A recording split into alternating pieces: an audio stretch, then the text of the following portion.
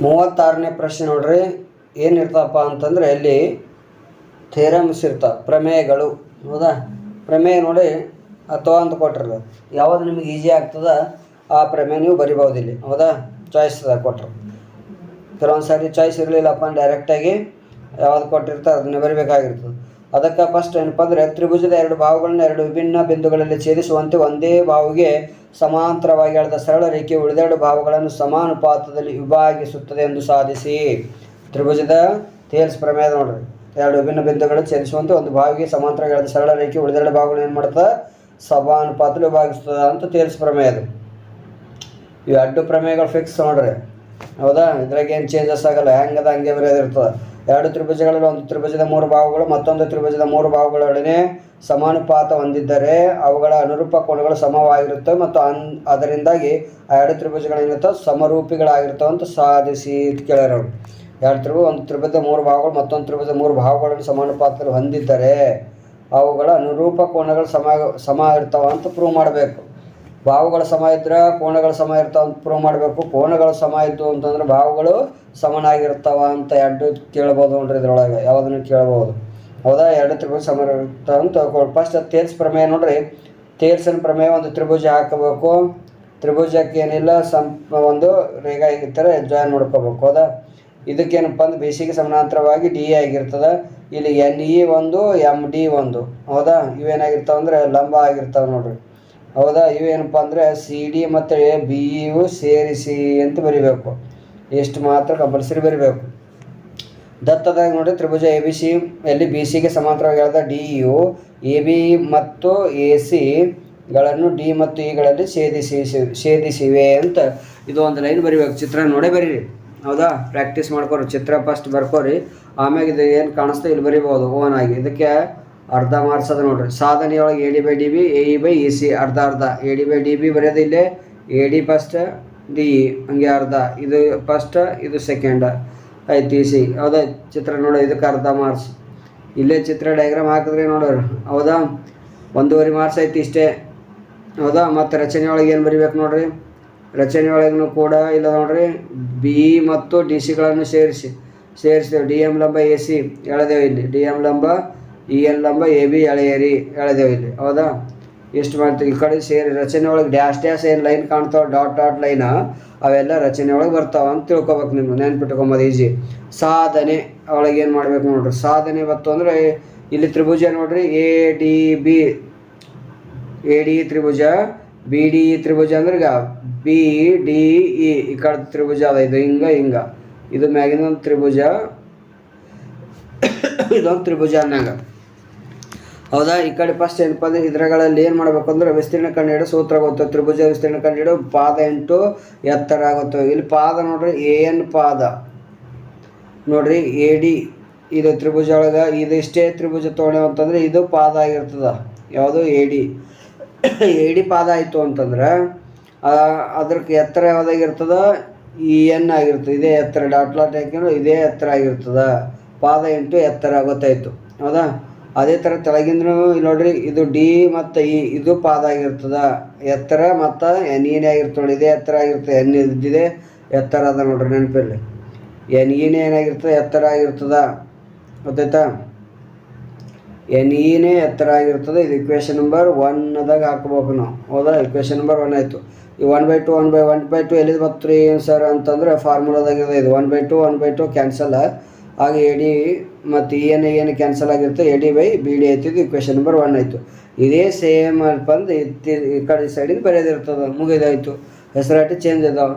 ಭಾಳ ಈಸಿ ಇರ್ತಕ್ಕಂಥ ಇದೊಂದು ಪ್ರಮೇಯ ಅದ ನೋಡಿ. ತ್ರಿಭುಜ ECDಗಳಲ್ಲಿ ADE ಮತ್ತು ECD ಈ ಸೈಡಿಂದ ಏನಪ್ಪ ಅಂದ್ರೆ ರೈಟ್ ಸೈಡಿಗೆ ಎರಡು ತ್ರಿಭುಜ ಅವ. ಇಲ್ಲಿ ADE ಒಂದು ತ್ರಿಭುಜ ಮತ್ತು ಇಲ್ಲಿಗೆ ತೊಗೋಬೇಕು CED ತ್ರಿಭುಜ ಈ ಸೈಡಿಂದ ತೊಗೋಬೇಕು. ತಿಳಿತಾ ಹೆಂಗಪ್ಪ ಅಂತನ್ನೋದು ಈ ಕಡ್ದು ಇಲ್ಲ ನೋಡ್ರಿ. ಇದು ಹಿಂಗೆ ಒಂದು ಹಿಂಗೆ ತ್ರಿಭುಜ ಅದ. ಇಲ್ಲೇನದ ಈ ಥರ ತ್ರಿಭುಜ ಅದ. ಮ್ಯಾಲಿನ ತ್ರಿಭುಜ. ಈಗ ಪಾದ ನೋಡ್ರಿ. ಇಲ್ಲಿ AE ಪಾದ ಆಯಿತು. ಈ ಕಡೆ ಇಲ್ಲಿ AC ಪಾದ. ಎರಡು ಸಾರಿ ತ್ರಿಭುಜ. ಈಗ MDನೇ ಎರಡಕ್ಕೆ ಏನಪ್ಪ ಅಂದ್ರೆ ಈ ತ್ರಿಭುಜಕ್ಕೂ ಕೂಡ ಏನಾಗಿರುತ್ತೆ MDನೇ ಎತ್ತರ ಆಗಿರ್ತದೆ. ಈ ಮ್ಯಾಗಿನ ತ್ರಿಭುಜಕ್ಕೂ MDನೇ ಎತ್ತರ ಇರ್ತದೆ. ಇಟ್ಟು ಗೊತ್ತಿದ್ದರೆ ಪ್ರಮೇಯ ಪರ್ಫೆಕ್ಟ್ ಆಗಿರ್ತದೆ. ಇದಕ್ಕೆ ಬಿಟ್ಟರೆ ನೋಡಿರಿ ನೆನ್ಪಿಡೋದು ಈಜಿ ಆಗಿ ಹೌದಲ್ಲ. ಪಾದ ಯಾವುದು ಎತ್ತರ ಯಾವುದು ಎರಡು ತ್ರಿಭುಜಕ್ಕೆ ಏನಾಗಿರ್ತದೆ ಸೇಮ್ ಇರ್ತದೆ. ಈ ಲೆಫ್ಟ್ ಹ್ಯಾಂಡ್ ಸೈಡ್ ಲೆಫ್ಟ್ ಈ ಕಡೆದು ಇದು ರೈಟ್ ಹೌದಾ. ಲೆಫ್ಟಿಗೆ ಏನು ಬರ್ತದೆ ರೈಟಿಗೆ ಏನು ಬರ್ತದೆ ನೋಡಿ ನೆನ್ಪಿಟ್ಕೊಂಡು ಮುಗಿದೋಯ್ತು ಇಲ್ಲಿ ಹೌದಾ. ಲೆಫ್ಟಿಗೆ ಎರಡು ರೈಟಿಗೆ ಎರಡು ಅವ ಹೌದಾ. ಎರಡು ತ್ರಿಭುಜ ಈ ಕಡೆ ಎರಡು ತ್ರಿಭುಜ ಈ ಕಡೆ ಎರಡು ತ್ರಿಭುಜ ಎರಡದ್ದು ತ್ರಿಭುಜದ್ದು ಫಾರ್ಮುಲಾ ಹಚ್ಚಿ ಪಾದ ಇಂಟು ಎತ್ತರ ಪಾದ ಯಾವುದು ಎತ್ತರ ಯಾವುದು ಗೊತ್ತಾಯಿತು. ಇಕ್ವೇಷನ್ ನಂಬರ್ 1 2 ಬತ್ತಾ ಮುಗೀತಲ್ಲ. ಈಗ ಆಯಿತು ಇಷ್ಟೇ ಬರೆದು ತ್ರಿಭುಜ ಬಿ ಡಿ ಒಂದು ವಿಸ್ತೀರ್ಣ ಕೊಟ್ಟು ತ್ರಿಭುಜ ಇ ಸಿ ಡಿ ವಿಸ್ತೀರ್ಣ ನೋಡಿರಿ ಎರಡು ವಿಸ್ತೀರ್ಣದಲ್ಲೂ ಕೂಡ ಏನಾಗಿರ್ತಾವೆ ಸಮನಾಗಿರ್ತಾವ. ವಿಸ್ತೀರ್ಣದಾಗ ಸಮನಾಗಿರ್ತಾವ ಅದು ಬರೆದ ನಂತರ ಅವಾಗ ಇ ಸಿಗಳು ಅವು ಏನಪ್ಪ ಅಂದರೆ ತ್ರಿಭುಜ ಬಿ ಡಿ ಮತ್ತು ಈಗ ಒಂದೇ ಪಾದ ಡಿ ಮೇಲೆ ನಿಂತಿವೆ. ತ್ರಿಭುಜಗಳೇನಪ್ಪ ಅಂದರೆ ಒಂದೇ ಪಾದ ಮ್ಯಾಗೆ ನಿಂತವಪ್ಪ ಅಂದ್ರೆ ವಿಸ್ತೀರ್ಣದಾಗ ಏನಾಗಿರ್ತಾವೆ ಸಮನಾಗಿರ್ತಾವ ಅಂತಕ್ಕಂಥದ್ದು ಗೊತ್ತಿರಲಿ ಹೌದಾ. ರೇಖೆಗಳ ನಡುವೆ ಇವೆ ಒಂದೇ ಪಾದ ನೋಡ್ತಾ ಎರಡು ರೇಖೆಗಳ ನಡುವೆ ಸಮೀಕರಣ 1 2 3ರಿಂದ ಏನಪ್ಪ ಅಂದರೆ A D by D B ಕೊಟ್ಟು ಇ ಬೈ ಇ ಸಿ ಆಗಿರ್ತದೆ. ಇದು ತೇಲ್ಸ್ ಪ್ರಮೇಯ ಆಯಿತು. ನೆಕ್ಸ್ಟ್ ಈ ಪ್ರಮೇಯದಾಗ ನೋಡ್ರಿ ಎರಡು ತ್ರಿಭುಜ ಹಾಕೋಬೇಕು. ಎ ಬಿ ಸಿ ಒಂದು ತ್ರಿಭುಜ. ನೆಕ್ಸ್ಟ್ ಏನಪ್ಪ ಅಂದರೆ ಡಿ ಇ ಎಫ್ ಒಂದು ತ್ರಿಭುಜ. ಡಿ ಎಫ್ಗೆ ಏನಪ್ಪ ಅಂದರೆ ನಡಬರ್ಕೊಂಡು ಇದಕ್ಕೆ ಪ್ಯಾರಲಾಗಿ ಒಂದು ಪಿ ಕ್ಯೂ ಲೈನ್ ಎಳೆಯೋಕೆ ಹೋಗ್ಬೇಕು ಸೇರಿಸಿ ಹೌದಾ. ದೊಡ್ಡದು ಸಣ್ಣದು ಇಲ್ಲೇನು ಕನ್ಸಿಡರ್ ಆಗಲ್ಲ. ಬಾವು ಮತ್ತು ಕೋನಗಳು ಅಷ್ಟೇ ನಾವು ನೋಡ್ಕೋಬೇಕು. ಎ ಬಿ ಸಿ ತ್ರಿಭುಜ ಎರಡು ತ್ರಿಭುಜಗಳು ದತ್ತ ಕೊಟ್ಟರೆ ಬರಿಬೇಕು.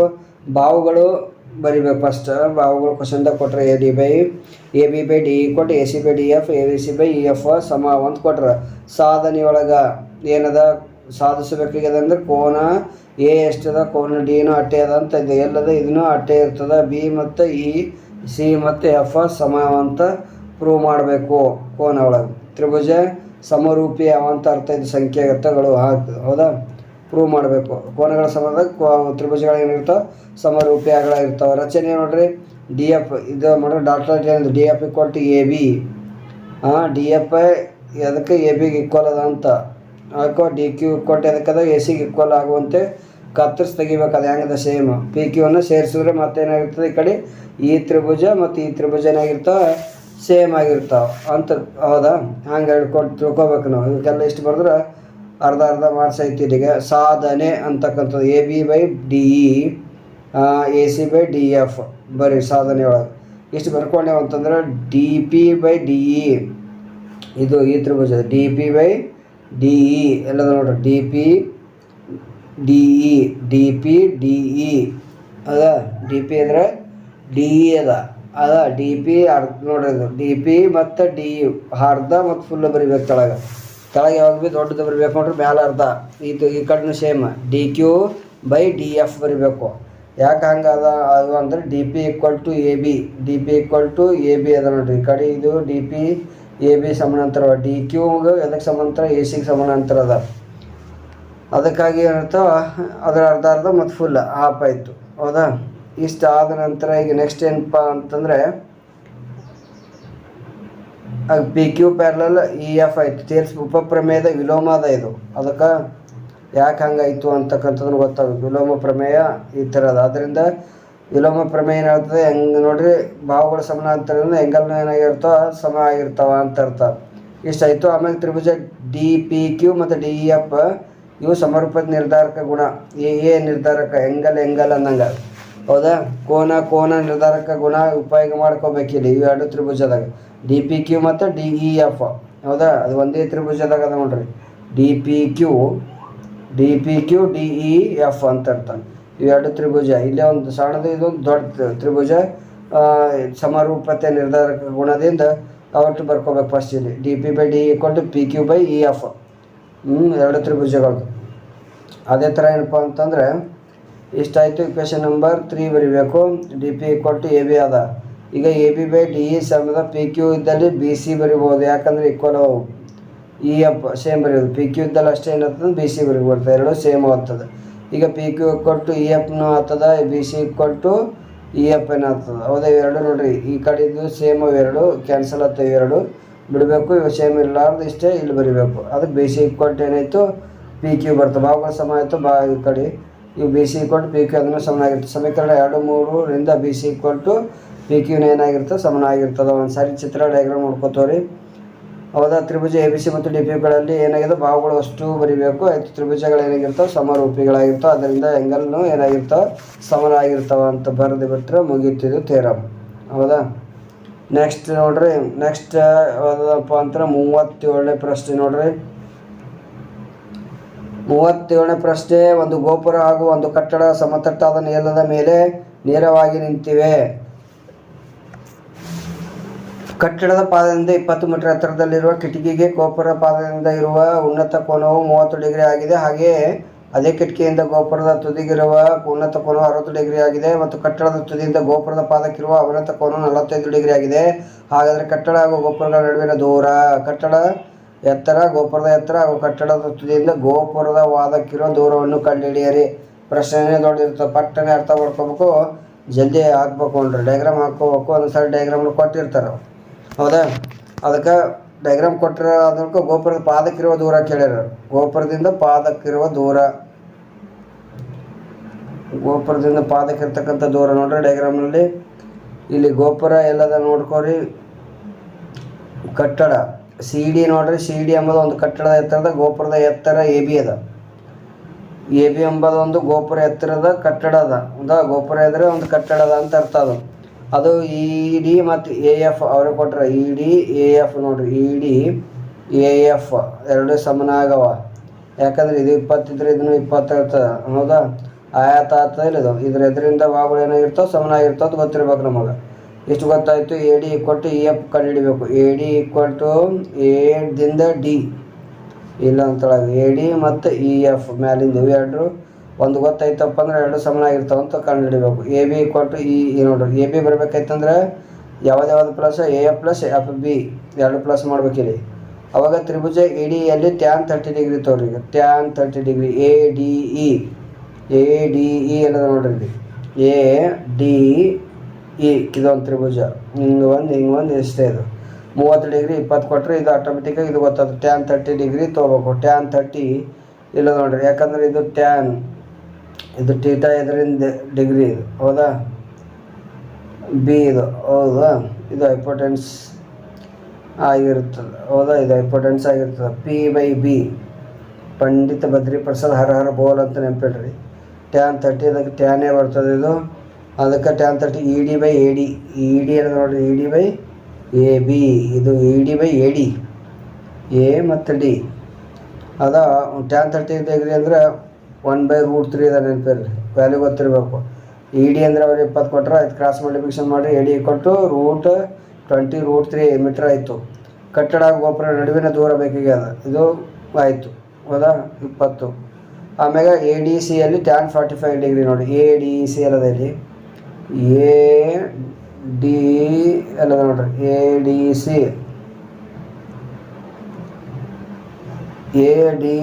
ಇದು ತ್ರಿಭುಜ. ಹಿಂಗೆ ಒಂದು ಈ ತ್ರಿಭುಜ ತೊಗೋಬೇಕು. ಹೌದಾ. ಈ ತ್ರಿಭುಜ ತೊಗೋಬೇಕಂದ್ರೆ ಈಗ ನಮಗೆ 45 ಡಿಗ್ರಿ ಅದ. ಉನ್ನತ ಕೋನ ನೋಡ್ರಿ. ಮ್ಯಾಲಿನ ತಳಗ ತೊಗೋದು. ಹೌದಾ. ಇಲ್ಲದ 45 ಡಿಗ್ರಿ. ಹೌದು. ಹಿಂಗದ 45 ಡಿಗ್ರಿ ಅದ. 45 ಡಿಗ್ರಿ ಅಂತಂದ್ರೆ ಈಗ ನೋಡ್ರಿ ತ್ರಿಭುಜ tan 45 degree A D by C D ಬರಬೇಕು. A D C D full. ಈಗ ಇಲ್ಲಿ 20 ಅದ ಅರ್ಧ. ಈ ಕಡೆ ಮುಂದಿನ ಗೊತ್ತಿಲ್ಲ. 20 ಪ್ಲಸ್ ಏನಪ್ಪ ಅಂತಂದ್ರೆ ಇದೊಂದು ತೊಗೋಬೇಕು. ಈಗ ಎ ಡಿ ಗೊತ್ತದ ನಮಗೆ. 20 ಪ್ಲಸ್ ಇದು ಇ ಸಿ ಬರ್ಬೇಕಲ್ಲ. ಅದೇ ಇ ಸಿ ಇದ್ದಲ್ಲಿ ಏನು ಮಾಡಬೇಕು, ಎಕ್ಸ್ ಅಂತ ತೊಗೋಬೇಕು. ಟ್ಯಾನ್ 45 ಗೊತ್ತ ನಮಗೆ. ಎ ಡಿ ಅಂದ್ರೆ ಗೊತ್ತಾ 20√3 ಅಂತ. ಸಿ ಡಿ ಗೊತ್ತಿಲ್ಲ, ಹಂಗೆ ಬರ್ಕೊಳ್ಳಿ. ಅದು C D equal to √20√3 metre ಆಯಿತು. ಕಟ್ಟಡದ ಎತ್ತರ ಸಿಗುತ್ತೆ ನಮಗೆ. ಕಟ್ಟಡ ಎತ್ತರ ನೋಡ್ರಿ. ಕಟ್ಟಡದ ಎತ್ತರ ಸಿಗುತ್ತೋ ಯಾವುದು, ಸಿ ಡಿ ಪೂರನೇ ಸಿಗುತ್ತಿದ್ದು 20√3 ಮೀಟರ್ ಆಯಿತು. ಹೌದಾ. ಟ್ಯಾನ್ 45 ಅಂದ್ರೊಳಗೆ ತಳಗಿಂದ ಎರಡು ಸೇಮ್ ಇರ್ತಾವೆ. ಕಟ್ಟಡದ ಎತ್ತರ ಸಿ ಡಿ ಈಕ್ವಲ್ ಟು ಆಯಿತು. ಸಿ ಡಿ ಆಯಿತು. ನೆಕ್ಸ್ಟ್ ಏನಪ್ಪ ಅಂತ ಟ್ಯಾನ್ 60 ಡಿಗ್ರಿ ನೋಡ್ರಿ. ಬಿ ಎಫ್ ಇ ಅಲ್ಲಿ ಬಿ ಎಲ್ಲ ನೋಡ್ರಿ. ಬಿ ಎಫ್ ಇ ತ್ರಿಭುಜ ತೊಗೋಬೇಕು. ಈಗ ಇಲ್ಲ ನೋಡ್ರಿ. ಇದು ತ್ರಿಭುಜ ತೊಗೋಬೇಕು. ಹೌದಾ. ಈ ತ್ರಿಭುಜದಾಗ ನೋಡ್ರಿ. ಆ ತ್ರಿಭುಜದಲ್ಲಿ ಏನಪ್ಪ ಅಂದ್ರೆ ಏನೇನು ಬರ್ತದೆ ಅಂದರೆ A B F tan 60 degree B F divide by E F ಆಯಿತು. ಇ ಎಫ್ ಈಕ್ವಲ್ ಟು 20√3 ಅಂತ ಗೊತ್ತದ ನಮಗೆ. ಯಾವುದು ಎ ಡಿ ಅಂತ. ಟ್ಯಾನ್ 60 ಅಂದರೆ √3 ಅದ. ಟ್ಯಾನ್ 60 ಅಂದರೆ √3 ಆಯಿತು. ಬಿ ಎಫ್ ಆಗಿ ಎರಡು. ಎಫ್ ಅಂದ್ರೆ ಗೊತ್ತದ ನಮಗೆ. ಕ್ರಾಸ್ ಮಲ್ಟಿಪ್ಲಿಕೇಶನ್ ಮಾಡಿದ್ರೆ ಇದು ಬಿ ಎಫ್ ಅನ್ನು ಸಿಗುತ್ತೆ ನಮಗೆ. ಗೋಪುರದ ಎತ್ತರ A B equal to A plus F B ಅದ. ಎರಡು ಪ್ಲಸ್ ಮಾಡಿದ್ರೆ 80 ಆಯಿತು. ಗೋಪುರದ ಎತ್ತರ ಸಿಕ್ತು. A D C sine 45 degree ನೋಡಿರಿ. ಎ ಡಿ ಸಿ ತ್ರಿಭುಜ ಎಲ್ಲದ. ಎ ಡಿ ಸಿ ತ್ರಿಭುಜ ಹೌದಾ. ಎ ಡಿ ಸಿ ತ್ರಿಭುಜದಲ್ಲಿ ಇದು ಎ ಡಿ ಸಿ ತ್ರಿಭುಜ. ಆ ತ್ರಿಭುಜದಾಗ ಏನಪ್ಪ ಅಂತಂದ್ರೆ ಟ್ಯಾನ್ 45 ತೊಗೊಂಡ್ರೆ A D by A C ಆಯಿತು. ಟ್ಯಾನ್ 45 1/√2 ಅದ. ಇಲ್ಲಿ ಎ ಡಿ ಗೊತ್ತಾಯಿತು. ಎ ಸಿ ಹಂಗೆ ಇಟ್ಕೊಂಡ್ರೆ ಕ್ರಾಸ್ ಮಲ್ಟಿಪ್ಲಿಕೇಶನ್ ಮಾಡ್ರೆ ಗುಣಾಕಾರ ಮಾಡಿ ನೋಡ್ರಿ. ಇದು 3 2 6 ಆಗಿರುತ್ತೆ. ಆಯಿತು 22. ಕಟ್ಟಡದ ಗೋಪುರದ ಪಾದಕ್ಕಿರುವ ದೂರ ಎಷ್ಟದಪ್ಪ ಅಂದರೆ 20√6 ಮೀಟರ್ ಆಯಿತು. ಇದೇನಾಯ್ತಪ್ಪ ಅಂತಂದ್ರೆ ಎತ್ತರ ಕಂಡುಹಿಡಿತಕ್ಕಂಥದ್ದು ಕ್ವಶನ್ಸ್. ಭಾಳ ಕರೆಕ್ಟಾಗಿ ಒಂದು ಪ್ರಾಕ್ಟೀಸ್ ಮಾಡ್ಕೊರಿ. ಈಗ ಲಾಸ್ಟ್ ಪ್ರಶ್ನೆ ಏನಪ್ಪ ಅಂತಂದರೆ 38ನೇ ಪ್ರಶ್ನೆ ನೋಡ್ರಿ. 18 ಸೆಂಟಿಮೀಟರ್ ಮತ್ತು ಎತ್ತರ ಮತ್ತು 7 ಸೆಂಟಿಮೀಟರ್ ಪಾದ ವ್ಯಾಸವನ್ನು ಹೊಂದಿರುವ ಒಂದು ಮರದ ಸಿಲಿಂಡರ್ನಷ್ಟು ತ್ರಿಜ್ಯವನ್ನು ಹೊಂದಿರುವ ಅರ್ಧಗೋಳ ಹಾಗೂ ಶಂಕುವಿನ ಆಕೃತಿಯನ್ನು ಚಿತ್ರದಲ್ಲಿ ತೋರಿಸಿರುವಂತೆ ಕೊರೆದು ತೆಗೆಯಲಾಗಿದೆ. ಶಂಕುವಿನ ಎತ್ತರ 12 ಸೆಂಟಿಮೀಟರ್ ಆದರೆ ಉಂಟಾದ ಘನಾಕೃತಿಗೆ ಬಣ್ಣ ಹಚ್ಚಲು ಪ್ರತಿ ಸೆಂಟಿಮೀಟರ್ ಸ್ಕ್ವೇರ್ಗೆ 2.10 ತಗುಲುವ ವೆಚ್ಚವನ್ನು ಕಂಡುಹಿಡಿಯಿರಿ ಅಂತಂದ್ರೆ ಅವರು ಡಯಾಗ್ರಾಮ್ ಅವ್ರಿಗೆ ಕೊಟ್ಟರೆ ನೋಡ್ರಿ. 3.5 ಸೆಂಟಿಮೀಟರ್ ತ್ರಿಜ್ಯ ಅಥವಾ ಅಂತಲೂ ಕೊಟ್ಟರು ನೋಡ್ರಿ. 2 ಪ್ರಾಬ್ಲಮ್ಸ್ ಅದಾವ. ಯಾವುದು ನಿಮಗೆ ಈಸಿ ಅನ್ನಿಸ್ತದೆ ಅದನ್ನು ಮಾಡ್ಕೋಬೋದು. ಇಲ್ಲಿ ಸಿಲಿಂಡ್ರಿನ ವ್ಯಾಸ ಗೊತ್ತದ 7, ಸಿಲಿಂಡರ್ ತ್ರಿಜ್ಯ 7/2 3.5. ಸಿಲಿಂಡರ್ ತ್ರಿಜ್ಯ ಶಂಕುವಿನ ತ್ರಿಜ್ಯ ಅರ್ಧಗೋಳ ತ್ರಿಜ್ಯ 3 ಸೇಮ್ ಅವ. ಯಾಕ ಒಂದ್ರದಾಗ ಯಾವ ಹೌದಾ. ಶಂಕುವಿನ ಎತ್ತರ ಗೊತ್ತದ 12. ಶಂಕುವಿನ ಓರ ಎತ್ತರ ಕಂಡುಹಿಡಿಬೇಕು ಫಸ್ಟ್ ನಾವು. 6 ಮತ್ತು ಹೆಚ್ಚು ಗೊತ್ತಿದ್ರೆ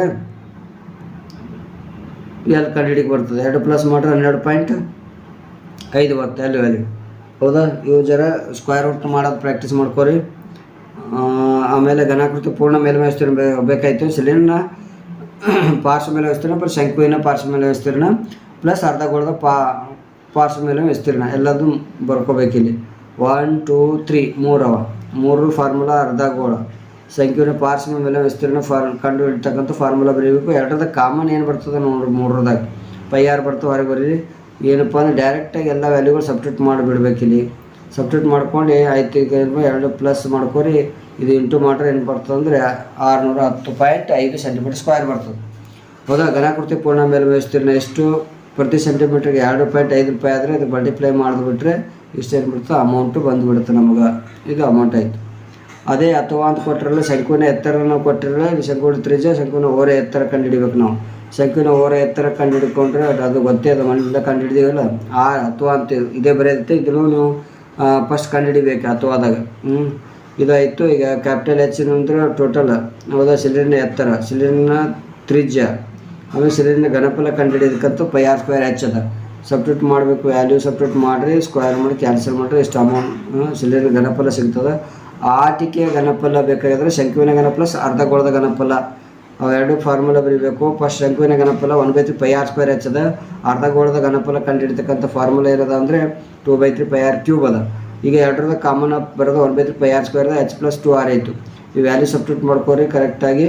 ಆಮೇಲೆ ಏನಪ್ಪ ಅಂದ್ರೆ ಪ್ಲಸ್ ಮಾಡ್ಕೋಬೇಕು. ಇವೆರಡು ಗುಣಾಕಾರ ಮಾಡಿರಿ. 19 ಎಷ್ಟು ಗುಣಾಕಾರ ಮಾಡಿರಿ. ಎಷ್ಟು ಬರ್ತದೆ 3ರಲ್ಲಿ ಭಾಗಾಕಾರ ಮಾಡ್ರೆ ಆನ್ಸರ್ ಇದು ಬರ್ತದೆ ನೋಡಿರಿ.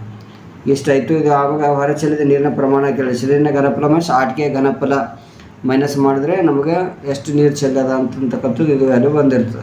ನೀರಿನ ಸಂಪರ್ಕದಲ್ಲಿರುವ ಆಟಿಕೆ ಒಟ್ಟು ಮೇಲ್ಮೈ ವಿಸ್ತೀರ್ಣ ಬೇಕು ಅಂತಂದರೆ ಶಂಕುವಿನ ಪಾರ್ಶ್ವ ಮೇಲೆ ವಿಸ್ತೀರ್ಣ ಪ್ಲಸ್ ಅರ್ಧಗೋಳದ ಪಾರ್ಶ್ವ ಮೇಲೆ ವಿಸ್ತೀರ್ಣ ಮಾಡಬೇಕು. πr ಎಲ್ಲ 2πr². ವ್ಯಾಲ್ಯೂ ಸಬ್ಸ್ಟಿಟ್ಯೂಟ್ ಮಾಡಿರಿ. ಡೈರೆಕ್ಟಾಗಿ ಏನಪ್ಪ ಅಂದರೆ ಇದು ಸಬ್ಸ್ಟಿಟ್ಯೂಟ್ ಮಾಡಬೇಕು. ಏನೇನು ಕ್ಯಾನ್ಸಲ್ ಆಗ್ತದೆ 7 ಅಂದರೆ ಇದು 7 5 35 ಕ್ಯಾನ್ಸಲ್ ಆಗ್ತದೆ ನೋಡಿರಿ ಹೌದಾ. ಇಲ್ಲಿ 7 ಅಂದರೆ ಇದು 7 5 35 ಆಯಿತು. ಅಷ್ಟು ಕ್ಯಾನ್ಸಲ್ ಮಾಡ್ಕೊಂಡು ಎಲ್ಲ ಮಲ್ಟಿಪ್ಲೈ ಮಾಡಿದ್ರೆ ಇಲ್ಲಿ ಈ ಕಡೆ ಪ್ಲಸ್ 70 ಈ ಕಡೆ 77 ಬರ್ತದೆ. ಈ ಕಡೆ 137.5 ಬರ್ತದೆ. 2 ಪ್ಲಸ್ ಮಾಡಿದ್ರೆ ಆನ್ಸರ್ 214.5 ಸೆಂಟಿಮೀಟರ್ ಸ್ಕ್ವೇರ್ ಬರ್ತದೆ. ಎಷ್ಟು ಇದು 5 ಮಾರ್ಕ್ಸ್ ಕ್ವಶನ್ ಹೌದಾ. ಇಷ್ಟೇನಪ್ಪ ಅಂದರೆ ಎಲ್ಲ ಪೂರ ಏನಪ್ಪ ಅಂದರೆ ನಮ್ಮ ಎಲ್ಲ ವಿಡಿಯೋಗಳನ್ನು ನೋಡಿರಿ. ಕ್ವಶನ್ ನಂಬರ್ 1 ಹಿಡ್ಕೊಂಡಪ್ಪ ಅಂದ್ರೆ 38 ಕ್ವಶನ್ಗಳನ್ನು ಯಾವ ರೀತಿಯಾಗಿ ಸಾಲ್ವ್ ಮಾಡಬೇಕು ಅಂತಕ್ಕಂಥದ್ದು ಮೆಥಡನ್ನು ಹೇಳ್ಕೊಟ್ಟಿದ್ದೀನಿ. ನಾಳೆ ಏನು ಎಕ್ಸಾಮ್ಗೆ ಏನಪ್ಪ ಅಂತಂದರೆ ಇದೇ ಥರ ಕ್ವಶನ್ ಬರ್ತಾವೆ. ಅದು ಮಾಡೋ ಮೆಥಡ್ ಮಾತ್ರ ಏನಪ್ಪ ಅಂದರೆ ಈಸಿಯಾಗಿ ಮಾಡಬೇಕು ಅಂತಕ್ಕಂಥ ಕ್ವಶನ್ ಅಟ್ಟೆ ಕೇಳೋದು ಡಿಫ್ರೆಂಟ್ ಆಗಿರ್ತದೆ, ಮಾಡೋ ಮೆಥಡ್ ಫಾರ್ಮುಲಾ ಎಲ್ಲ ಸೇಮೇ ಇರ್ತದೆ, ಹಿಂಗೆ ಇರ್ತದೆ. ಇದಕ್ಕೆ ಬಿಟ್ಟು ಬೇರೆದು ಏನು ಕ್ವಶನ್ ಬರೋಂಗಿಲ್ಲ. ಹೌದಾ? ಇದೇ ಥರ ಪ್ರಾಕ್ಟೀಸ್ ಮಾಡ್ಕೋರಿ. ಹೌದಾ? ನಿಮ್ಗೆ ಏನಾಗ್ತದೆ ನಾಳೆಗೆ ಎಕ್ಸಾಮ್ಗೆ ಈಸಿ ಆಗ್ತದೆ. ಓಕೆ, ವಿಡಿಯೋ ನೋಡಿದ ಎಲ್ಲರಿಗೂ ಧನ್ಯವಾದಗಳು ತಿಳಿಸುತ್ತಾ, ಇನ್ನೂ ನಮ್ಮ ಚಾನಲ್ ಯಾರೆಲ್ಲ ಸಬ್ಸ್ಕ್ರೈಬ್ ಮಾಡ್ಕೊಂಡಿಲ್ಲ ಸಬ್ಸ್ಕ್ರೈಬ್ ಮಾಡಿ. ಇನ್ನೂ ಏನಾದರೂ ಕಮೆಂಟ್ ಮುಖಾಂತರ ಡೌಟ್ ಇತ್ತು ಅಂದರೆ ತಿಳಿಸಿ ಅಂತ ಹೇಳ್ತಾ ಇಲ್ಲಿಗೆ ವಿಡಿಯೋನ ಮುಗಿಸ್ತೀನಿ. ಧನ್ಯವಾದಗಳು.